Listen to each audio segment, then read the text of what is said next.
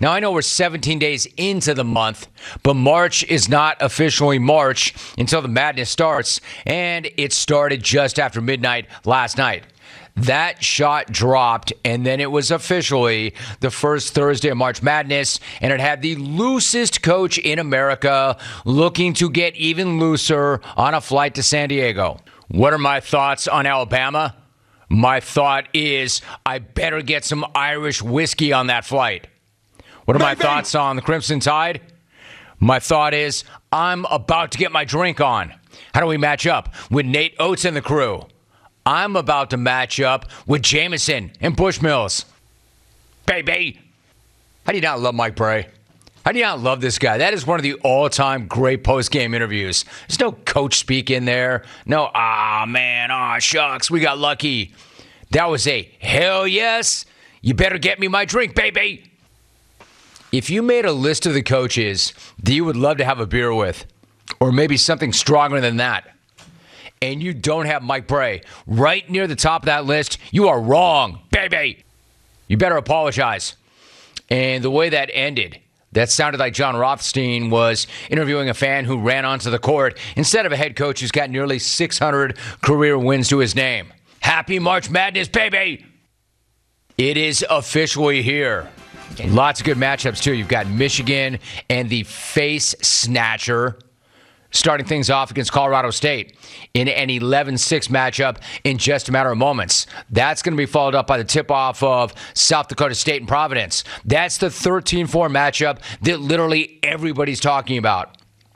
Since the bracket was announced, that's been the upset special that everybody's been pointing to, the explosive Jackrabbits against the Big East champs. And if that upset were to happen, nobody will be surprised. But if the Big East champs act like the Big East champs and they bully South Dakota State, there's going to be a lot of alleged smart guys feeling pretty stupid. Baby! Baby! Nicely done, Alvin. You were right on that one. Right after that, you've got Boise State and Memphis. An 8-9 matchup in Portland. As always, the question there is with Memphis. Which Memphis is going to show up? Is it the one that blasted Houston by 14 a week and a half ago, or the one that got blasted by Houston Sunday? Never know.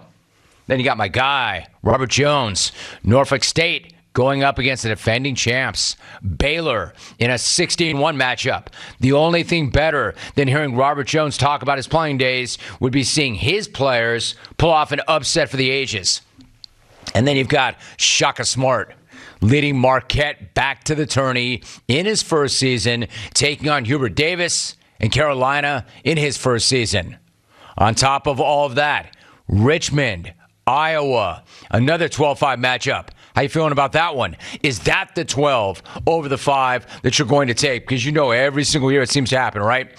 There's always a 12 that beats a 5. People love talking about that. Then you have Vermont's John Becker, the former IT guy, part-time drummer, going up against my guy Muss. Man, the committee did not do my guy Muss any favors in that game. Fascinating 13-4 matchup. Speaking of 13-4 matchups, how about Akron and UCLA? One of the all-time great Jungle Karma games. People who do not know are asking, how did the Bruins show up this year after that amazing run last year?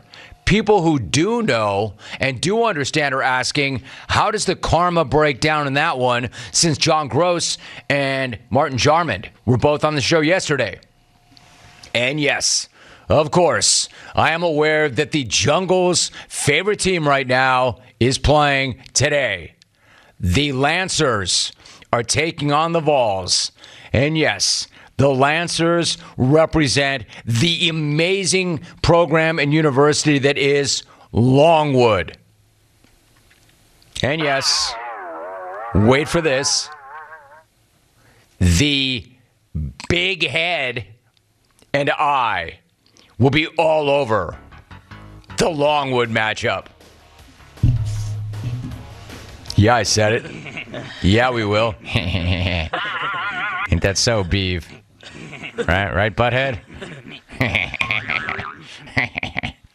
Nothing better than Longwood.